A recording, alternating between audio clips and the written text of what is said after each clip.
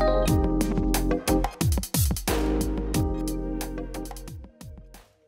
friends, and welcome to Lincoln Center's pop-up classroom.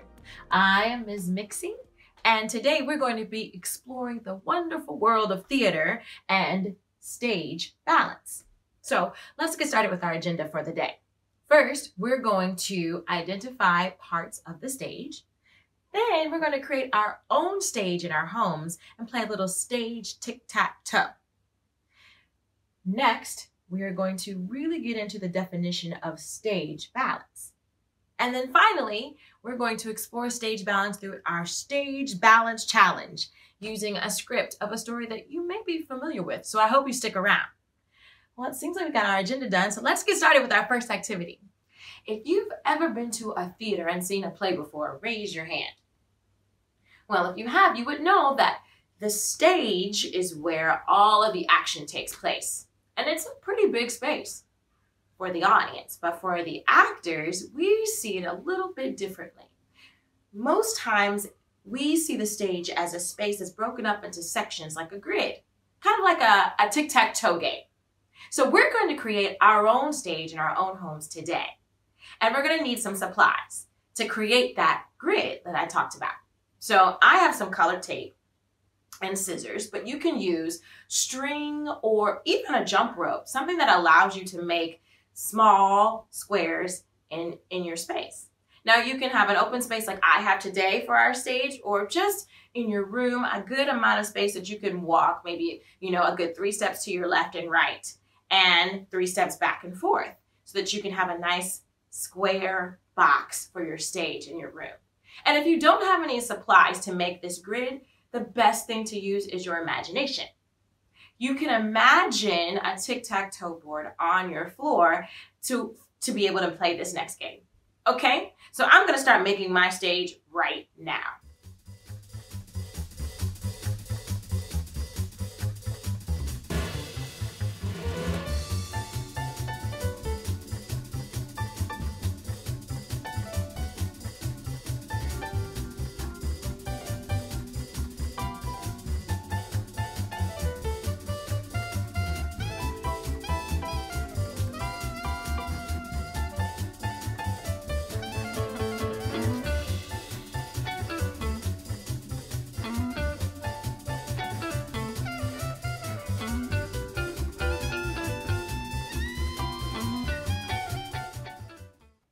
If your stage looks like mine, you have created the 9 different sections of the stage.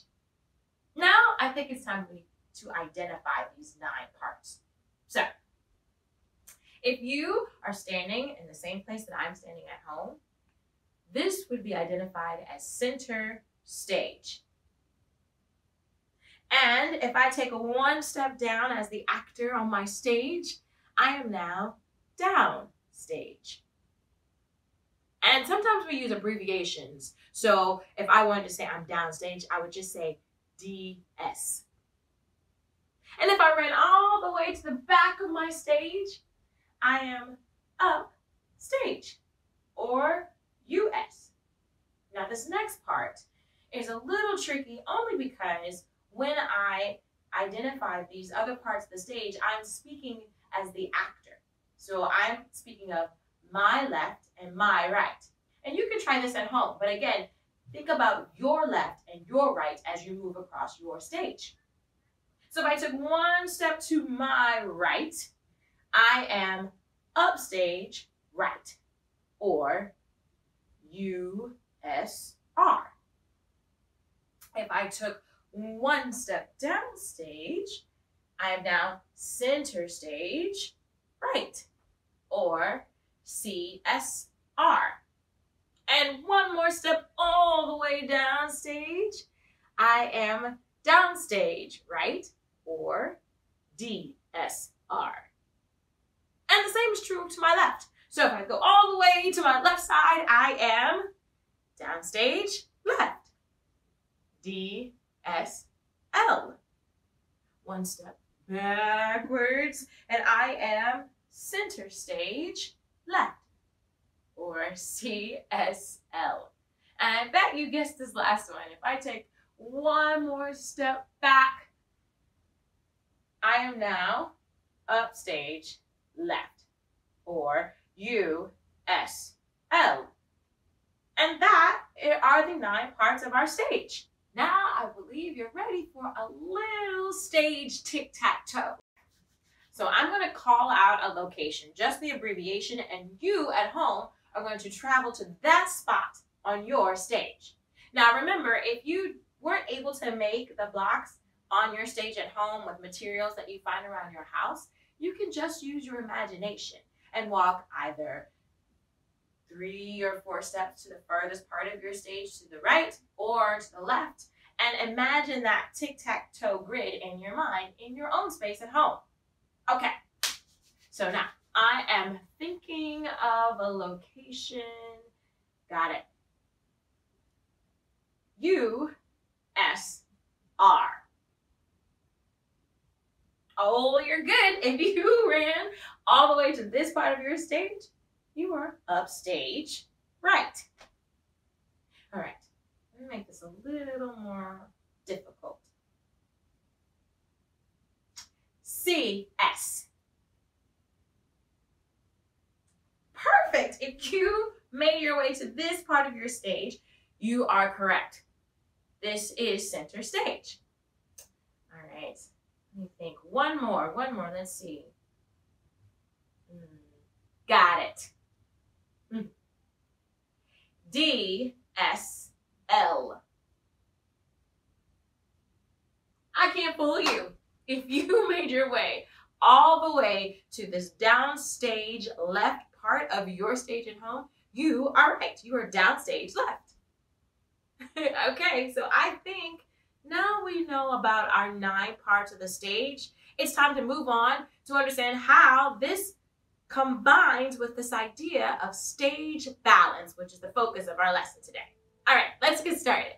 So let's review. So far on our agenda, we've ID'd parts of the stage, we've played a little stage tic-tac-toe, and now I think we're ready to understand what is this idea of stage balance.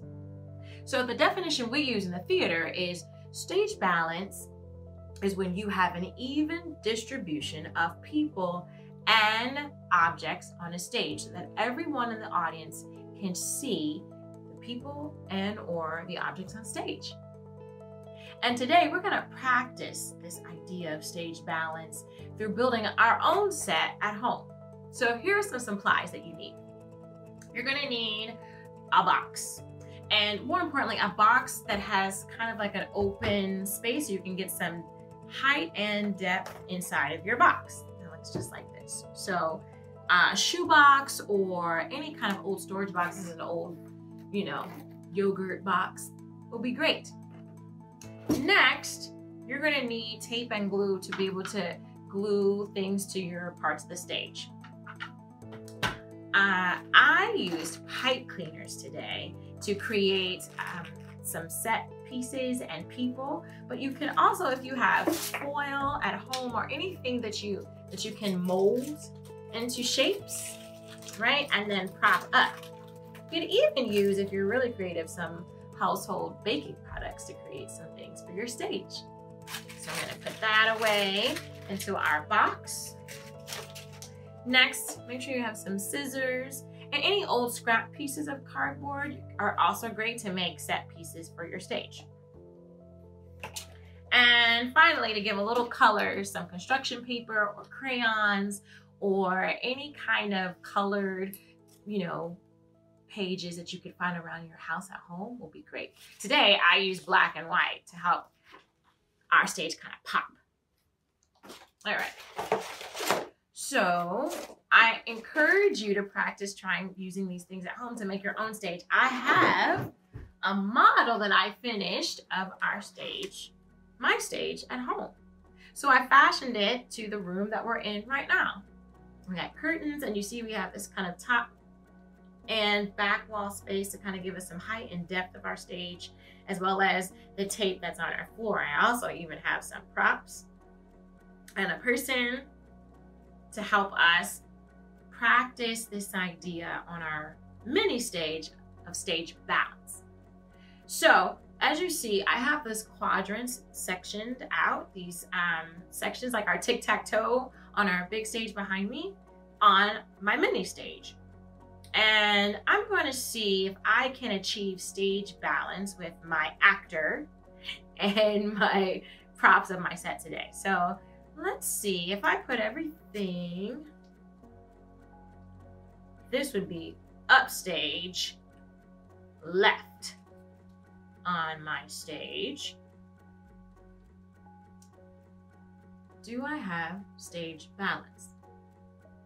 Well, I see that first, I don't have an even distribution of people and things on my stage because I have a lot of negative space on the stage right side. And negative space means it's just empty space. It's not filled with anything. But also, all of my pieces and my actor here are kind of clumped together. So it's hard for my audience out there to see everything that's on stage. So I don't really have stage balance in this orientation. Let me try something else. Let's see if I put everything, try to do this here, center stage, or CS, as we learned. So let me get my table in right there. Maybe I'll use it, yeah, right about there. So as you can see, now everything is center stage, so it should be pretty clear. I still have negative space, stage right and stage left, so I don't have an even distribution. And although people from facing the stage this way can see everything on stage, people on this side of the stage, or if I had an audience on the opposite side, on this side of my stage, would have kind of a hard time seeing my person, my actor, because it's all still clumped center stage. So let me try one more thing. I'm gonna put my person downstage, right. Oh, good. And I'm gonna keep my table center, and then I'm gonna put my chair right in that upstage left corner. Now, let's see, on my stage right side, I have a person, so that's something there. In the center of the stage, in the center section, I have my table. And upstage, I do have a chair. So if somebody was sitting here, they could see the chair, they could see the table and the person. And somebody, if they were sitting all the way over here, they still have a good visual, our audience there. And I have an even distribution. And even if you're sitting face on as an audience member, you can see my chair, my table, and my person. So now I have achieved stage balance. I have an even distribution of people and things on my stage. And I used my quadrant, my sections to help me. So now I have a stage balance challenge for you. And it goes like this. So in a play, there are words that are not the words that the actors speak, and they're called stage directions. That's information that the writer gives the actor and the director to understand how to set up the stage, right? So we're gonna use a familiar story today. Who knows the story of Goldilocks and the Three Bears? Raise a hand. If you do, great. It's one of my favorites when I was a kid. But there is a part in the story where in the play version, there is a stage direction that Goldilocks falls from the chair. So we know in the beginning, Goldilocks gets lost in the woods and she finds the Three Bears' home, and she's trying out all of their things while they're not there. And in the process, tries out one of the chairs. Actually all three of the chairs, but one of them fits her just right until she falls and breaks it. So, using our stage direction that Goldilocks falls from the chair, we're going to recreate that on our mini stage and see if we can keep the idea of stage balance in mind. So your challenge is at home to try this on your stage. I'm going to try it right now, and let's see, try some choices of what I could do to create stage balance based off of these stage directions. So we have our chair that Goldilocks is going to fall from. And I'm going to try something different. I'm going to put our chair up stage. And we have our table, because there was a table in the design, right? That she sat at their table and ate their porridge. So I'm going to put the table. I'm going to put the table downstage left. Let's say she ate down there. Now, here is the challenge. Where can we put Goldilocks, our mock actor of Goldilocks today, so that we achieve stage balance? And know that she's sitting in the chair in the beginning, but we want to use the stage direction that when Goldilocks falls from the chair. So now I have space downstage. I have something downstage people can see. I filled up my upstage space. How can I, I don't have anything stage right. So I think if my Goldilocks, if my actor fell this way, I have stage balance.